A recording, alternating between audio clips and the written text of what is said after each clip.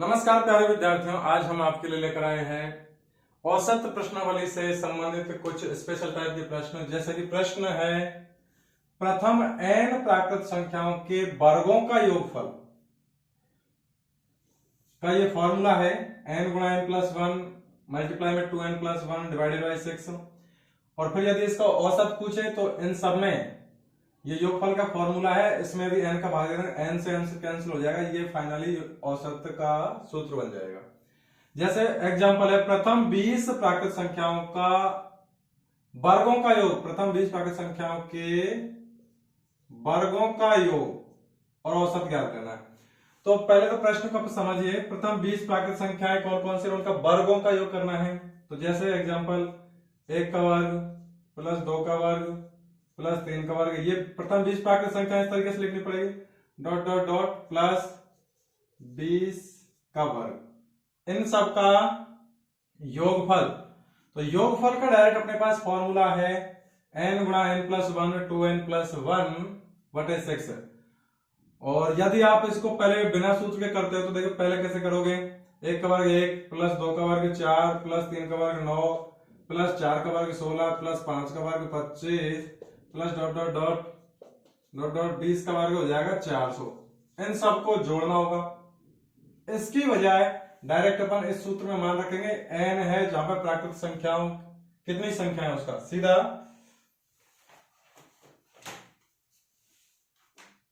तो मान रखिए n का मान है 20, इसलिए योगफल में 20 गुणा 20 प्लस 1 21 गुणा 2 गुणा 20 प्लस 1 यानी 40 41 और बटे में 6।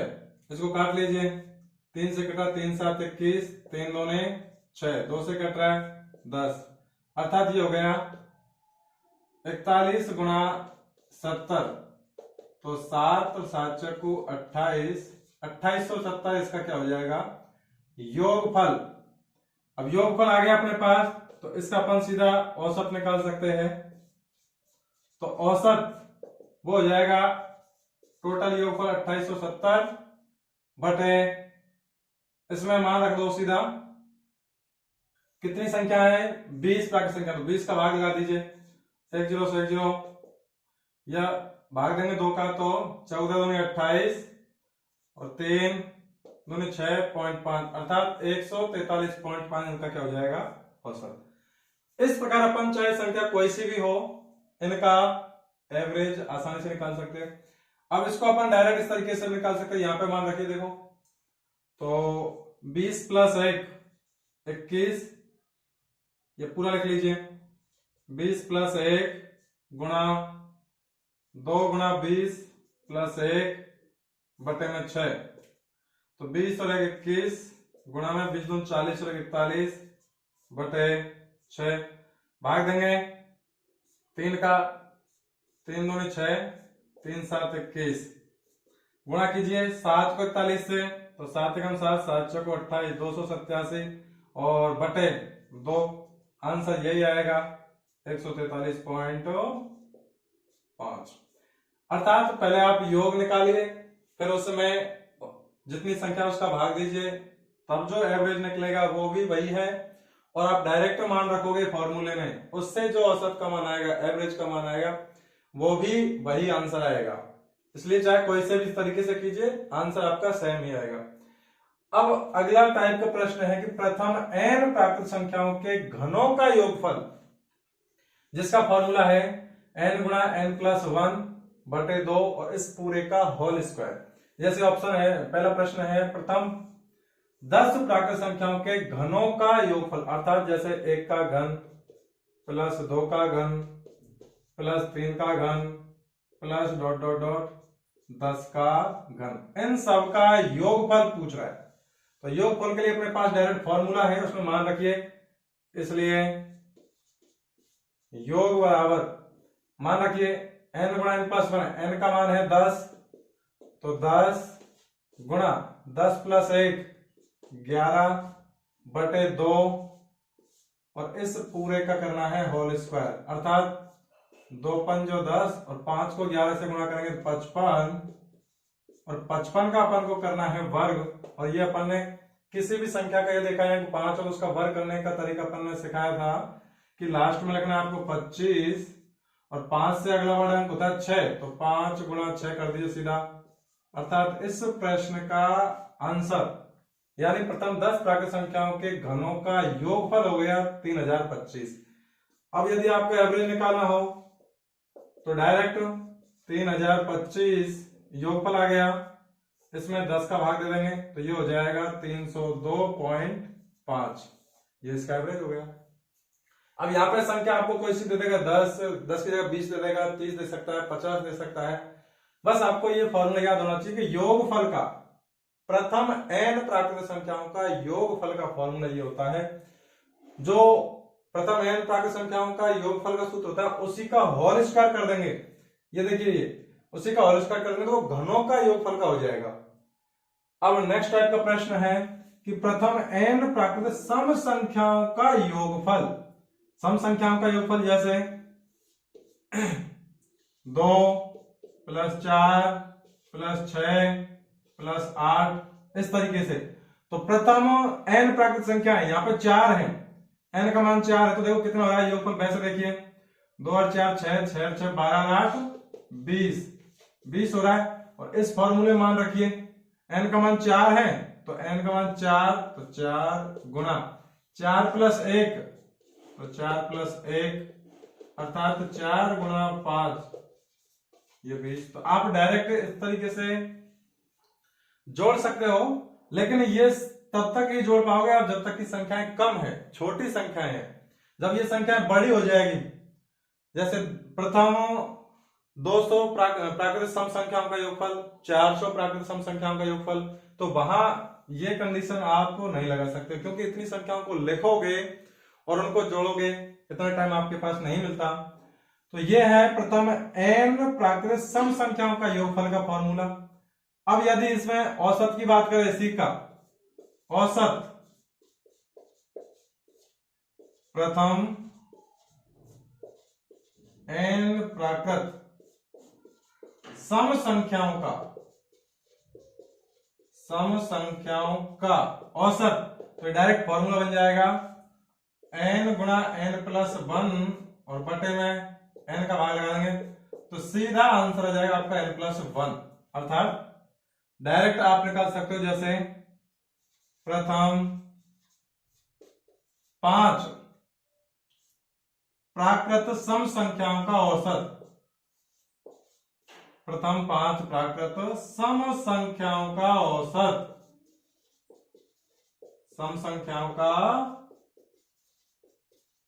औसत वो डायरेक्ट आ जाएगा n गुणा n + 1, अर्थात सॉरी ये योगफल का डायरेक्ट n + 1 आ जाएगा और n का मान है 5, अर्थात ये 5 + 1 यानी सीधा आपका आंसर आ जाएगा 6। ये तो है सम प्राकृत संख्याओं का। अब इसी में विषम प्राकृत संख्याओं के लिए क्या है, तो विषम प्राकृत संख्याओं का सीधा फॉर्मूला ये है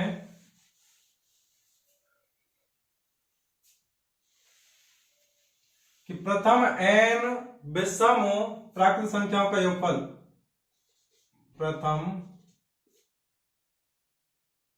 n विषम प्राकृत संख्याओं का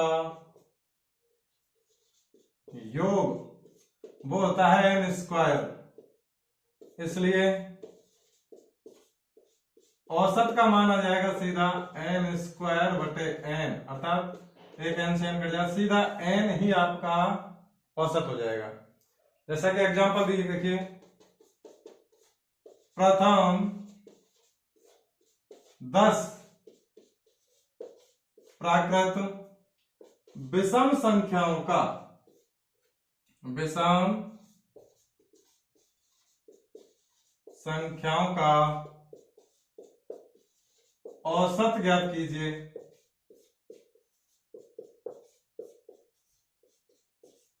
तो आपका सीधा आंसर हो जाएगा औसत n होता है, इसलिए प्रथम n विषम संख्याओं का औसत का सीधा आंसर होगा, जितनी संख्या है n उतना ही आपका औसत हो जाएगा। इस प्रकार आपको ये स्पेशल कंडीशन याद रखनी है कि प्रथम n प्राकृतिक सम संख्याओं का योगफल का सूत्र n गुणा n प्लस 1 है, और औसत निकालेंगे तो सीधा इसमें n का भाग लगा देंगे, तो n गुणा n प्लस 1 बटे n से n कैंसिल हो, सीधा n प्लस 1 आपका प्रथम n प्राकृतिक संख्याओं सम प्राकृतिक संख्याओं का औसत का फॉर्मूला बन जाएगा। इसी प्रकार प्रथम n विषम प्राकृतिक संख्याओं का योगफल का फॉर्मूला होता है सीधा n स्क्वायर, तो इसमें औसत का मान निकालेंगे तो n स्क्वायर में जितनी संख्या उस n का भाग लगा देंगे तो सीधा आपका आंसर आ जाएगा n, अर्थात ये फॉर्मूला है सीधा। इसी प्रकार प्रथम n प्राकृतिक संख्याओं के घनों का योगफल, ये जो फॉर्मूला होता है n गुणा n प्लस 1 बटे 2, ये प्रथम n प्राकृतिक संख्याओं का योगफल होता है। यदि उसी का होल स्क्वायर कर दे तो वो घनों का योगफल का हो जाएगा, और घनों का योगफल का आपके पास मान आ जाएगा तो फिर जितनी संख्या उसका भाग लगा देंगे तो उससे औसत का मान आ जाएगा। अब देखिए यहाँ पे प्रथम n प्राकृतिक संख्याओं के वर्गों का योगफल, तो इसका ये डायरेक्ट फॉर्मूला है n गुणा n प्लस 1 गुणा 2n प्लस 1 बटे 6, और जो भी इससे औसत का मान आएगा वो सॉरी योगफल का मान आएगा उसमें n का भाग दे देंगे, तो डायरेक्ट यदि अपन सूत्र में n से n कैंसिल कर देंगे तो सीधा औसत का फॉर्मूला ये बन जाएगा n प्लस 1 गुणा 2n प्लस 1 बटे 6, या फिर आप पहले योगफल का मान निकालिए और जितनी संख्याएं हैं उसका भाग दे देंगे तो उससे औसत का मान आ जाएगा।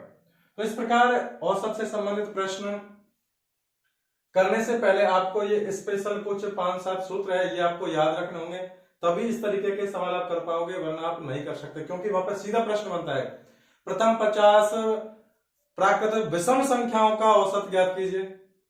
अब यदि आप उस तरीके से प्रॉपर तरीके से प्रथम 50 विषम संख्याएं कौन कौन सी वो लिखने बैठ गए और फिर उस तरीके से करोगे तो वो नहीं हो पाएगा।